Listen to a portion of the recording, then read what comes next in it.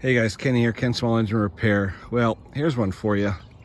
I've got an old lawn boy. You can tell this thing's old. Okay, it's a model 10202. It's a 4-stroke Tecumseh. I love my Tecumsehs. Okay, vertical VLV engine.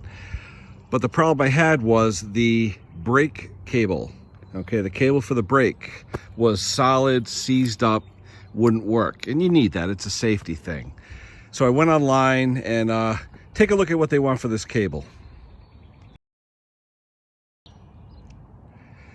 So I called up the dealer and I said, Justin at L&R Power Equipment, Monroe, Connecticut, check them out. Anyway, I said, Justin, I looked online and I almost had a stroke. What do you guys list that cable for? And he looked and he goes, yeah, it's around $80-something. I'm like, oh my God. I said, you know what? At first, I said, I'll just tie wrap it. Yeah, but you know what? You're selling it to somebody. One of my neighbors wants to buy it, you know? He just needs a little push mower. And it's a nice push mower. It's got a mulch kit and everything. It's a beautiful little push mower. And I'll get it running fine. It used to run good, but like I said, sitting out in my backyard, rust, everything else, the cable totally rusted up. Well, I usually stock cable sheathing. I don't have the insulated stuff with the rubber on the outside. I have this stuff, but you know what? Hey, as long as he keeps it in the garage, it should be fine. But here's my problem. I didn't have the cable, the stranded cable. All I had was this solid cable that you use for like throttles and things. I didn't have the stranded.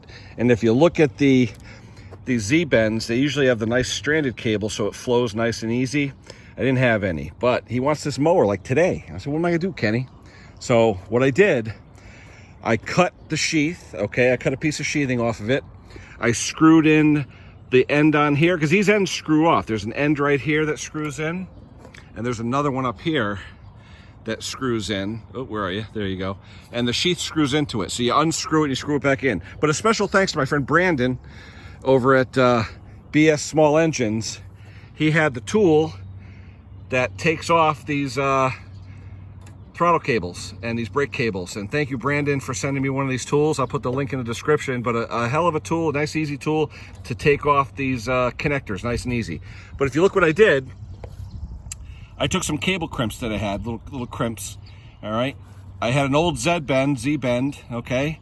I put the copper barrel crimp on there. I bent over the solid wire, then I crimped, and I used an actual electrical crimper that's got the good jaws on it to get the nice crimp in there, okay? So I crimped it. This one here didn't really need a crimp because I looped it over. That'll never come out, but you want to crimp to the stranded wire. So I crimped it really good. I did the same thing up here. I did the barrel crimp, I wrapped the wire over, and then I crimped the other end with an extra piece of Z-bend I had. So if you take a look, beautiful. So ultimately, I would have liked to have used the stranded cable on it with the insulated cable wrap on here with the sheathing, but I didn't have that. And you know what, guys? You do what you gotta do to get yourself out of trouble. So in this case, using a copper barrel crimp on there, I loop that wire over, the solid wire, I crimp on the Z-bend, do the same up here, and yeah, we're in business. This thing's gonna get fixed today, gotta get sold today, and it's off to cut some more grass. All right, guys, quick fix, something I needed to do to get it going. $80 some odd for the factory cable. You know what? Like I always say, make it, fix it yourself. All right, guys, that's it for now. We'll talk to you soon.